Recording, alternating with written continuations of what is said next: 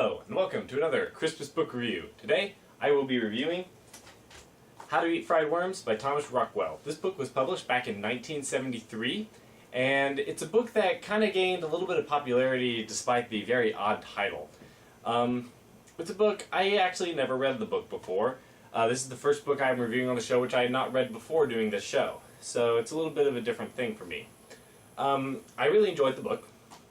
It was a little odd because apparently it was obviously made back in the 70s. Because it's just a little weird because the whole thing centers around this kid has to eat 15 worms in 15 days to win a bet for $50 so he can buy himself a mini bike.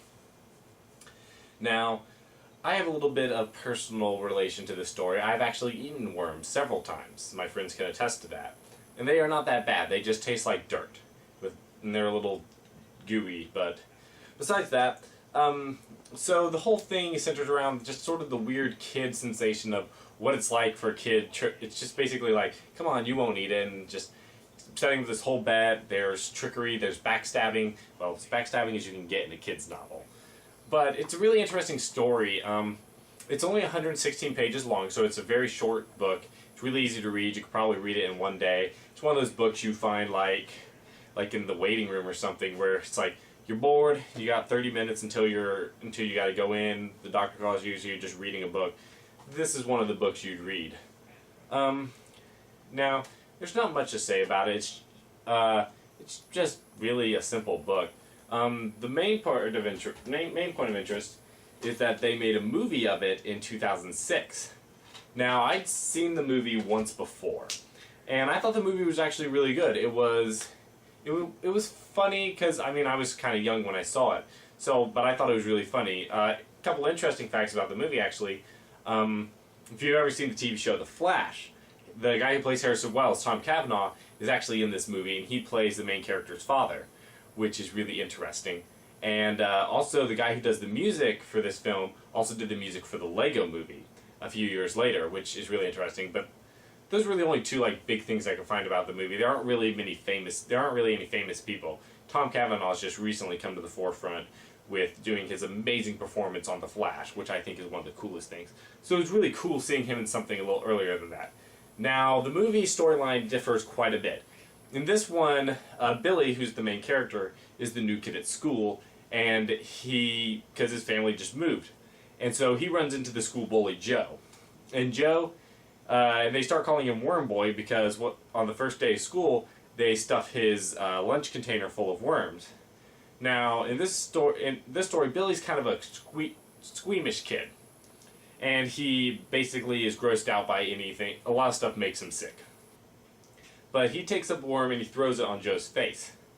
Now, this starts a whole thing where Joe confronts him and says, "You couldn't even eat one worm," and Billy claims that he could eat 10 worms in one day. And that's exactly what happens. And the loser has to go to school with their pants full of worms. The movie, I think, is really funny. There's lots of really interesting worm concoctions. To me, it feels sort of like a kids' movie that was made in the 80s or the 90s, where it's just a little cheesy, but at the same time, it's just like one of those things where it's like, they're kids. Like, take your kids to go see it, because they'll kind of gross out. It's How to Eat Fried Worms. It's all these kids eating worms. They love it. The movie was not that well received. It made barely anything at the box office.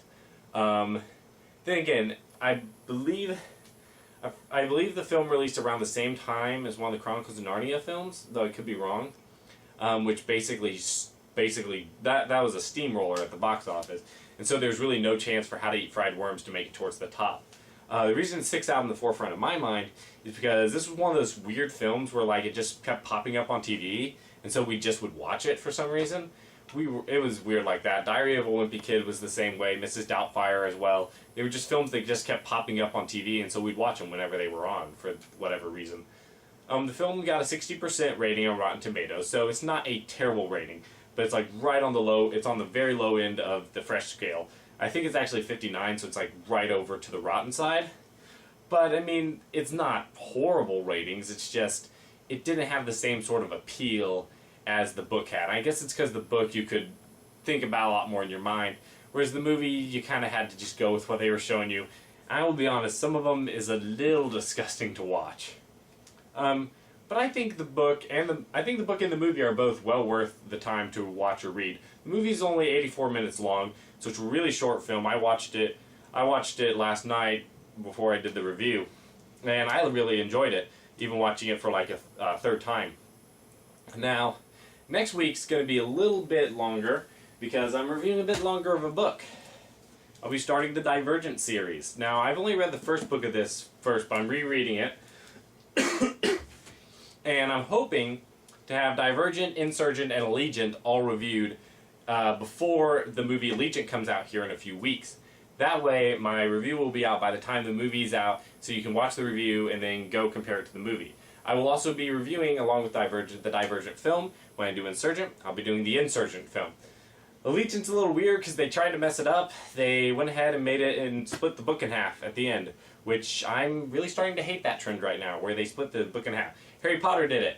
The last book is 2 parts. Okay, for that it makes sense, because the last book is actually 2 distinct parts.